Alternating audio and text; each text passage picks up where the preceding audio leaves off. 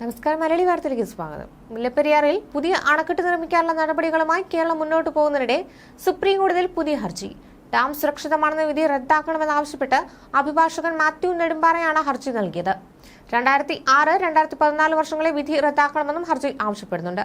കേരളത്തിന് ഡാമിൽ അവകാശമുണ്ടെന്നും ഹർജിയിൽ പറയുന്നു. മുൻകാല വിധികൾ നിയമപരമായി തെറ്റാണെന്നും ഹർജിക്കാരൻ വാദം ഉയർത്തുന്നു. വയനാട് ദുരന്തം കണക്കിലെടുക്കണമെന്നും ഹർജിയിൽ ആവശ്യപ്പെടുന്നുണ്ട്.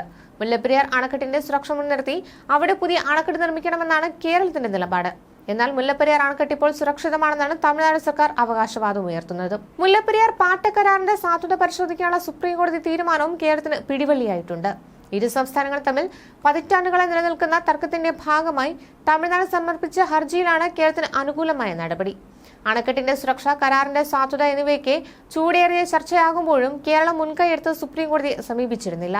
2006-ൽ കേരളത്തിനെതിരായ ആദ്യ സുപ്രീം കോടതി വിധിക്ക് ആധാരമായ ഹർജി പോലും മുല്ലപ്പെരിയാർ പരിസ്ഥിതി സംരക്ഷണ സമിതി എന്ന പേരിൽ സ്വകാര്യ വ്യക്തികൾ നൽകിയതായിരുന്നു.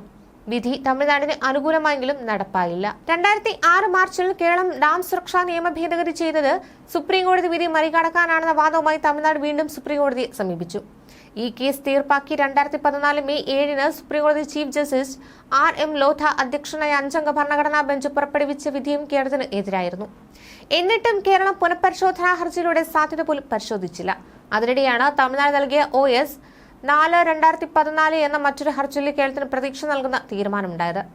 അനുകൂല സാഹചര്യം ഫലപ്രദമായി വിനിയോഗിച്ചാൽ ചിലപ്പോൾ മുല്ലപ്പെരിയാർ അണക്കെട്ട് കേരളത്തിന്റെ നിയന്ത്രണത്തിലായിരിക്കും. മുല്ലപ്പെരിയാർ കരാർ തമിഴ്നാടിന്റെ അവകാശമാക്കിയ ബ്രിട്ടീഷ് സർക്കാർ 1935-ൽ കൊണ്ടുവന്ന നിയമത്തിലെ 177-ാം വകുപ്പാണ് ചോദ്യം ചെയ്യപ്പെടുന്നത്. ഇന്ത്യ ഇൻഡിപെൻഡൻസ് ആക്ട് വന്നതോടെ 1935-ലെ നിയമം കാലഹരണപ്പെടുകയും അതിലെ 177-ാം വകുപ്പ് പ്രകാരം ആക്ട് റദ്ദാക്കുകയും ചെയ്തെങ്കിലും നിർണായക പ്രാധാന്യമുള്ള വിഷയങ്ങൾ താൽക്കാലികമായി നിലനിൽക്കുമെന്ന് വ്യക്തമാക്കിയിരുന്നു. നേരത്തെ 5-അംഗ ഭരണഘടനാ ബെഞ്ചിൽ കേസ് നടക്കുമ്പോൾ ഈ വകുപ്പ് ചൂണ്ടിക്കാട്ടിയാണ് ഡാമിൽ തങ്ങളുടെ അവകാശം തമിഴ്നാട് സ്ഥാപിച്ചത്. എന്നാൽ അത്തരം വകുപ്പ് നിലനിൽക്കില്ലെന്ന വാദമാണ് കേരളം പുതുതായി ഉയർത്തിയത്. ക്വിറ്റ് ഇന്ത്യ പ്രക്ഷോഭത്തിന് ശേഷം സ്വാതന്ത്ര്യ സമര പ്രക്ഷോഭങ്ങൾ കൊടുമ്പിരി കൊണ്ടിരിക്കുന്ന വേളയിൽ അതിനെ തണുപ്പിക്കാനായി നാട്ടുരാജ്യങ്ങളുടെ ഫെഡറേഷൻ രൂപീകരിക്കുന്നതിനായി കൊണ്ടുവന്നതാണ് 1935-ലെ ആക്ട്. മദ്രാസ് പ്രൊവിൻസോ തിരുവിതാംകൂർ രാജ്യമോ അതിൽ ഭാഗമായിരുന്നില്ല. അവർ മാത്രമല്ല, ഒട്ടുമിക്ക രാജ്യങ്ങളും ആ നിയമത്തെ അംഗീകരിക്കാത്തതുകൊണ്ട് തന്നെ അത്തരമൊരു ഫെഡറൽ രൂപീകൃതമാവുകയോ നിലവിൽ വരികയോ ചെയ്തിരുന്നില്ല.